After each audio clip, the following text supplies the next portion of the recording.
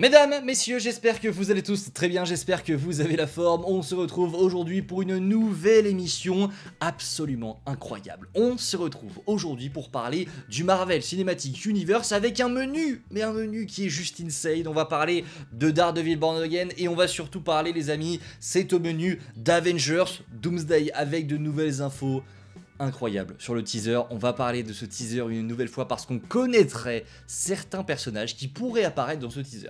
Je n'en dis pas plus, n'hésitez pas, comme d'habitude, le petit like, le partage et l'abonnement qui fait toujours plaisir, vous le savez, sur la chaîne, les amis. On a un objectif, c'est d'atteindre les 20 000 abonnés avant le mois de juillet 2026. Donc si vous souhaitez contribuer à ce qu'on atteigne cet objectif, n'hésitez pas, c'est simple, ça prend 2 secondes, vous vous abonnez et je vous en remercie. Les amis, sans perdre plus d'un instant, lançons-nous dans cette nouvelle émission absolument insane sur les dernières news du MCU.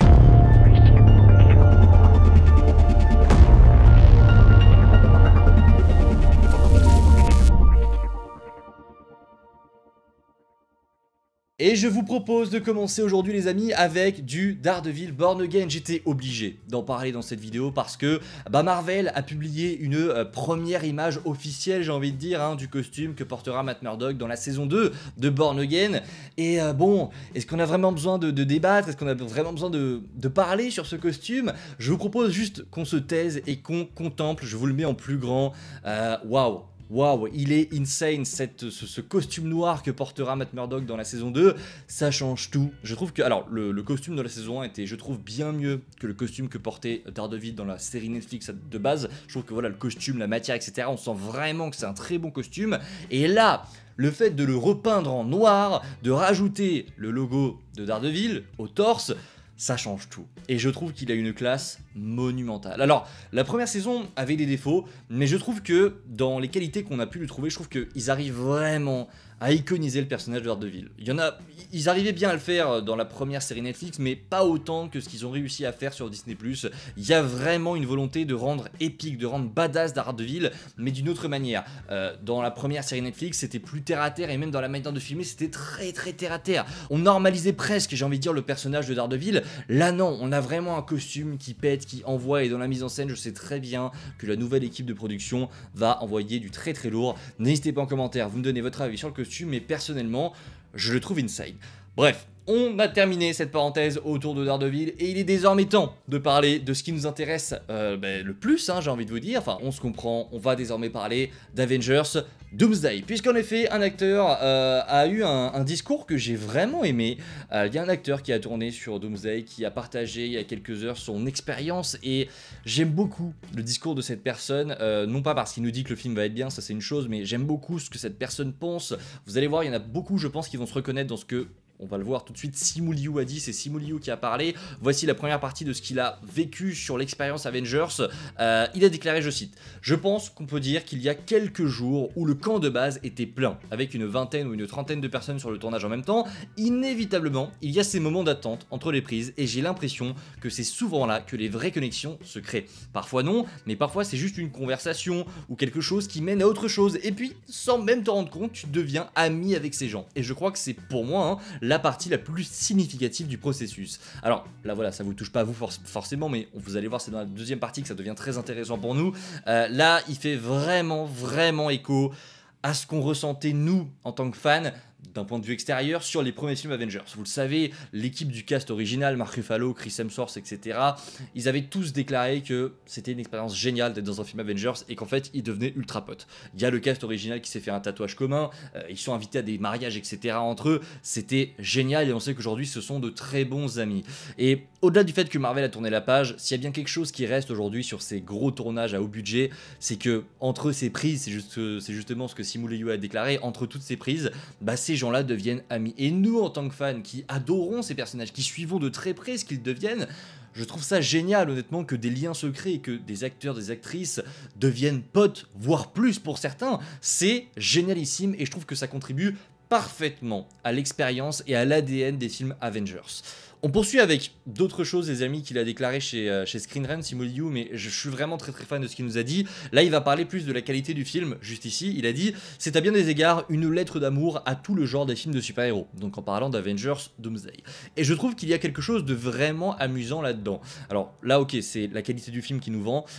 Honnêtement, j'en ai pas grand-chose à faire. Hein. Un acteur ne dira forcément pas du mal de Doomsday. Il peut pas venir nous dire, voilà, donc ça va être éclaté au sol. Non, forcément, il va dire du bien du film. Mais ce qu'il dit aussi, enfin ce qu'il dit après, pardon, m'intéresse bien plus. Regardez ce qu'il nous dit après, et il y en a, je pense, beaucoup qui vont se reconnaître là-dedans. C'est pour tous les marginaux, les bizarres et les laissés pour compte qui ont grandi en lisant des comics et en se disant qu'il y avait de l'espoir pour eux. Que ce n'était pas grave s'ils ne rentraient pas dans le moule. J'ai toujours une place spéciale dans mon cœur pour ce genre tout entier. Et le fait qu'il dédie un petit peu Doomsday, qu'il nous vende Doomsday comme voilà une espèce de lettre d'amour à toutes ces personnes-là, c'est bien plus fort, je trouve, que de nous dire que voilà, c'est le film du siècle. C'est tellement représentatif et c'est tellement révélateur de ce que pense Simu Liu et de ce qu'il comprend chez les fans de Marvel. Honnêtement, je pense qu'il y a beaucoup d'entre vous et moi-même hein, qui... Voilà, on va se reconnaître dans ce que Simu Liu a dit. Évidemment que dans notre société aujourd'hui, être fan de Marvel, être fan de super-héros, c'est très... Alors c'est pas très mal vu, mais on peut être jugé très facilement pour ça. Très facilement. Et on vit aujourd'hui dans un monde où même, je pense que je peux élargir le cercle, on va pas se mentir, être fan de cinéma, aller au cinéma une fois par semaine, je pense qu'il y a beaucoup de personnes qui ne comprennent pas, parce que voilà, on vit dans un monde où tout le monde se juge, tout le monde juge ses passions, voilà, c'est comme ça, on peut rien y faire. Mais le fait qu'un acteur important qui joue un personnage plutôt cool vienne nous dire que ce film-là, il est pour vous, il est pour toutes ces personnes qui...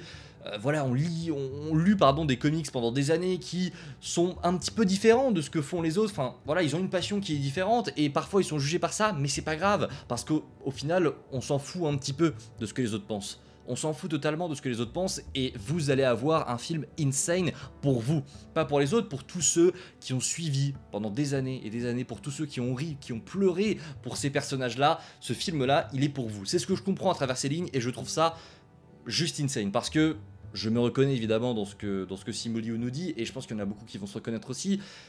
C'est important les amis d'avoir ses propres passions, peu importe ce que vous aimez. Honnêtement, si les gens un jour vous jugent parce que vous aimez telle ou telle chose, parce que vous aimez, je sais pas moi, tondre la pelouse, voilà, imaginons que votre passion c'est les tondeuses, et bah allez-y à fond, vivez votre passion à fond et je pense vraiment que ce film Avengers est... Même si voilà, il y a eu plein de problèmes, Marvel a été beaucoup dans le mal ces dernières années, c'est tout de même, au vu de ce qu'on a sur le papier, c'est une lettre d'amour pour les fans et c'est la conclusion d'une passion qui a duré des années depuis que je suis enfant et depuis que vous êtes enfant aussi pour beaucoup.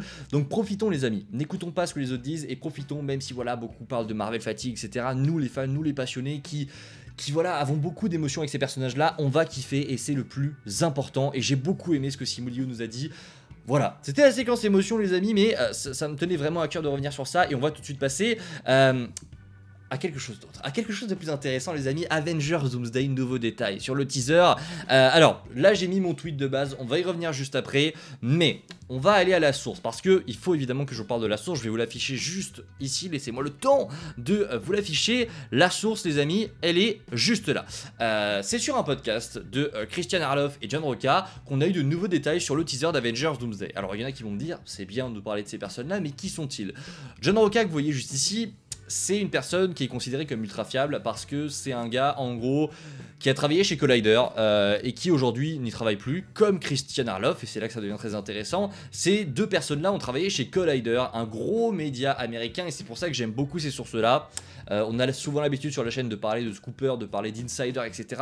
Mais ils peuvent se tromper, honnêtement, ils peuvent inventer des choses. Là où j'ai beaucoup plus confiance envers John Roca et Christian Harloff parce que ce sont des personnes qui ont travaillé dans l'industrie. C'est vraiment des personnes qui ont des liens, ils ont des contacts, ils ont des numéros parce qu'ils ont travaillé justement dans un média qui justement est en lien avec Marvel, avec DC, avec plein de studios. Donc c'est pour ça que j'ai plus tendance à croire ces deux personnes-là qui, je vous le rappelle du coup, en tant que source, ont travaillé chez Collider. Aujourd'hui, ils ne travaillent plus chez Collider, mais ça n'empêche qu'ils ont toujours des sources, ils ont toujours des numéros de téléphone. Donc ils ont beaucoup d'informations en avance et dans un podcast qu'ils animent, pour le coup, la John Roca Roca était l'invité de Christian Harloff, mais là c'est le podcast en l'occurrence de Christian Harloff. Et bah Christian Harloff a partagé des détails sur le teaser d'Avengers Doomsday. On va réagir à tout ça tous ensemble et on va évidemment en parler parce qu'il y a du très très lourd. Alors, là, Christian Harloff cherche sur son téléphone ce qu'on lui a envoyé, du coup tout simplement, et donc voici ce qu'il a entendu. So there are, you know that trailer just came out of Doomsday. Voilà, donc là il dit, vous savez que le trailer de Doomsday arrive, il parle à John Roca. Yeah, il lui répond oui. The comparison, the breakdown of that trailer. Well, apparently there are multiple versions of that voilà, trailer. Première information qu'il nous donne ici, donc il regarde son téléphone, etc. Il nous dit apparemment il y aurait plusieurs versions de ce trailer. Marvel aurait apparemment, selon Christian Harloff, monté plusieurs versions du teaser d'Avengers Doomsday. Ce qui est assez fréquent, je pense, chez les studios. On n'a jamais eu de confirmation officielle, mais on a souvent entendu qu'en fait, il y avait plusieurs versions de trailers qui étaient montées, et ensuite Marvel choisit quelle est la meilleure. Et donc, ce qui est intéressant, c'est ce qui vient juste après. Oh, multiple. Interesting. They're trying to look at which one that they are going to do. Okay. Definitely going to be releasing that with Avatar. The rumor that I heard is that there's in one of them, Peggy and Steve are in it. Pour ceux qui n'ont pas compris, donc là il nous parle que voilà, le teaser devrait sortir avant Avatar 3, donc il reconfirme ça aussi, et il nous dit Steve et Peggy sont dans l'une de ces versions. Donc actuellement, d'après Christian Harloff qui a travaillé pour Collider, décidément j'y arrive pas, je vous le rappelle, eh bien dans une des versions du teaser d'Avengers Doomsday qui sortira en décembre, il y a une version qui existe où Steve et Peggy sont à l'intérieur. Et c'est quand même très très cool, on va pas se mentir. Il précise par contre. Oh yes, that is no surprise. But no costume. But no costume. Avec l'accent anglais, il dit il y a Steve, Peggy, mais ils sont pas en costume. Donc, on sait évidemment qu'à un moment donné, Steve et Peggy vont retourner. Enfin, on va sûrement nous en tant que fans les retrouver dans leur maison qu'ils avaient dans Avengers Endgame. Donc, l'un des plans supposés du teaser, on devrait avoir, en tout cas. Peut-être, on va pas se mentir, on ne sait pas encore quelle version va être choisie, mais il y a une version du trailer qui existe où Steve et Peggy sont probablement dans leur maison tous les deux. Il y aurait des scènes de partager là-dessus. Voilà ce qu'on sait sur le teaser. Il partage également d'autres infos sur Avengers Doomsday. Écoutez bien. No costumes. Oh, interesting. Okay. Yeah. But we'll see. Yeah, because I've heard mais on verra. that he is the reason. He is one of the big reasons why Doom is pissed. Donc là, John Roca dit, j'ai entendu que c'était l'une des raisons pour lesquelles Doom était en colère, que voilà, Steve a fait n'importe quoi dans Endgame. The other things that there's Et là, they could be in the X-Men because they're going to be leading. Everyone knows they're leading with the X-Men. Cyclops is going to be a heavy push with him and the Summers family. Il vient nous dire que la famille Summers en général et Cyclope auraient un rôle central dans le film. Et après, il va en tirer une conclusion un peu étrange. Et c'est pour ça que c'est bien de revenir à la source, parce qu'il y a beaucoup de comptes, etc., sur Twitter, sur Internet, qui viennent vous dire que du coup, Wolverine n'aura pas un grand rôle. Et il tire ça comme une rumeur, alors qu'en vrai, ce qui se passe, dans ce qui est vraiment dit, c'est que la rumeur qu'il a entendue, c'est que les Summers auraient un rôle central dans Doomsday. Et du coup... So Wolverine wouldn't be a big focus. Et donc, il dit... Du coup, Wolverine n'aurait pas un grand rôle, en tout cas un rôle central dans Doomsday. Mais ça, c'est pas une rumeur. On le voit, il regarde John Roca dans les yeux et on a l'impression qu'il tire une espèce de conclusion en lui disant bah du coup ça voudrait dire que Wolverine n'a pas vraiment de rôle central dans le film. C'est là que c'est important aussi d'aller voir directement la source parce que ça change un petit peu tout dans la manière qu'ils ont de se regarder, dans la manière qu'ils ont de parler. Il faut faire aussi très attention à ça. Donc les rumeurs qu'il faut retenir pour l'instant, c'est qu'il y a dans une des versions du trailer de Doomsday Steve et Peggy, pas en costume, que la famille Summers serait centrale dans Doomsday et que voilà, du coup on pourrait en tirer comme conclusion que Wolverine lui ne serait pas central dans Doomsday, même si encore une fois je pense que c'est un petit peu trop tôt pour le dire. Il poursuit également en disant okay. And then this was the big one that I heard is that maybe you know this already. I didn't know this.